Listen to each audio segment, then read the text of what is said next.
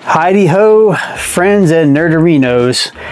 I'm back after a couple weeks of battling being sick, and I had some other muscle injuries like pulled muscles and whatnot. So I was in pain for quite a while, but guess what, guys? We're back and we're ready to get back to business. A lot has changed in the tech sector, especially in the computer industry. There is Armageddon going on right now with computer parts, so we have a lot and a little bit to cover. First things first, I wanted to talk about a couple of things before we get to the highlights here, because hey, we got time, because I'm the one who's making the time anyways. But what I need from you guys is I need interaction from you guys. I need you guys talking to me in the comments so that way I can reply back to you, and then also put you guys in my videos, because you can't physically be here, so I can at least talk about you. Windows 10 is officially dead for the most part. The only version of Windows 10 you can still get security updates with without having to pay for it is Windows 10 LTSC. So if you're one of the few people out there, well, one of the millions of people out there who was in love with Windows 10 and you wanted to be able to keep using it, download Windows 10 LTSC. You'll just have to dig to find it. Make sure you stick to the good websites and not the crazy back shadowy ones that have viruses and stuff on it. And you can still get Windows 10 and be able to get security updates with it, I think up until about either 29 or 2032. I don't remember offhand. I use Windows 10 LTSC on one of my laptops, and I have Windows 11 LTSC I have on another one of my laptops. I have multiple laptops, and it's lighter versions of Windows. It's literally a base, just generic version of Windows 10 or Windows 11. You don't have to worry about Copilot. You don't have to worry about all the extra junk they install on there, and it's actually what you would consider the good version of Windows, if Windows really had one outside of Windows XP. Or if you were somebody who was on Windows 10, but you can't switch over to Windows 11 because you don't have the hardware to support it, I would recommend Linux. I'm sure if you watch other YouTubers, you'll see this is the year of Linux. Because especially with Steam coming out with their gaming machine next year, the Steam box, Linux is about to explode. It's going to be huge. I mean, anybody who uses Android already uses Linux that don't know it, but Linux is about to become big. We've already seen about, I think, 3 or 4% of desktop usage being Linux, and well, 90% of the internet is also run on Linux. People are going to start using Linux desktop at home on their computers. I use it actually on this very laptop right here. I use Zorin. This is my favorite one right now. But there are several good versions of Linux, so if you guys have not had a chance to look at Linux, I suggest you do. Some very easy ones to start off with would be Linux Mint, Ubuntu, or other ones like Zorin, but there's literally dozens of distros. Feel free to do your research, dig into the ones that you like, but if you want some super easy ones to start off with, the two that I would recommend the most would be Mint or Zorin, like I use, because they've got very easy to use user interfaces and it's not too complicated. Ubuntu is probably the most popular one, but hey, you'll find the one that works best for you and you won't go wrong using Linux. So on that note, let's go ahead and get started on the highlights, at least for the past week. So going back to Valve is releasing their gaming machine. Valve officially announced a new Steam machine.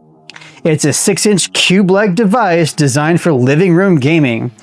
While a price was not confirmed, people are anticipating it's going to be around or above $700. So you can expect to easily pay probably between $700 to $1,000 for the Steam machine, but this will be a huge leap for PC gaming because this will bring more people into it because they've built it to be easy like a console, like an Xbox or PlayStation. So we are going to be excited to see it. Is it going to be more expensive? Yes. But are more people going to buy it? Yes, they will. So thank you, Valve. We appreciate the work that you're doing, and especially for helping to push Linux forward. Thank you so much on that one. All right, next on the note, let's talk about some Nintendo. You love them or you hate them, Nintendo is Nintendo. Following its June 2025 launch, the Switch 2 has officially reached 10 million units sold.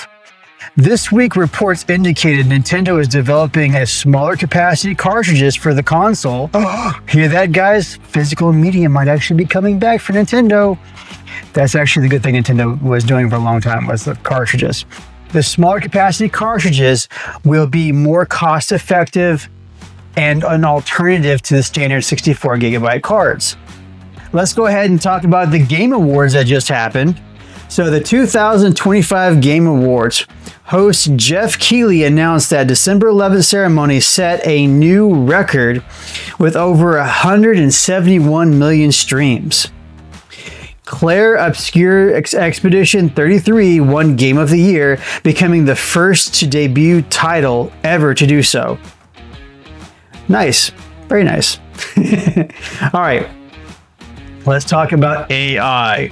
Those of you who are tech people, for the most part, we kind of hate AI because it's doing things that we don't want them to use it for. But it is what it is. It is a useful tool, but only used in the right hands. The debut over generative AI in games intensified as Larian Studios, the developers of Baldur's Gate 3, discussed their use of AI for exploring new ideas for their upcoming project, Divinity. Meanwhile, NVIDIA scientists introduced Nitrogen, a generalist AI capable of playing diverse game genres with human-like gamer instinct.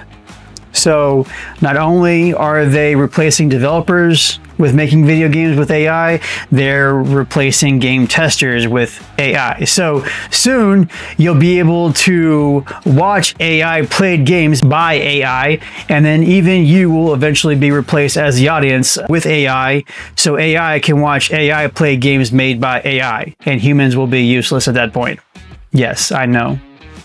This is the world that we live in. So Battlefield 6 was confirmed as the top-selling game of 2025 in the US, surpassing the lifetime sales of Battlefield 1 in less than a month. Well, good job, Battlefield. You're actually doing something here. And let's go to EA. EA Games is in the news. Further details emerged regarding the Saudi Arabia's public investment fund leading a $55 billion deal to take Electronic Arts private in 2026, which would be the largest leverage buyout in history. Yeah, I have a feeling this is not going to be very good. All right, next one on the docket. Rockstar Union friction. Friction increased at Rockstar Games following the firing of approximately 40 workers in Scotland and Canada.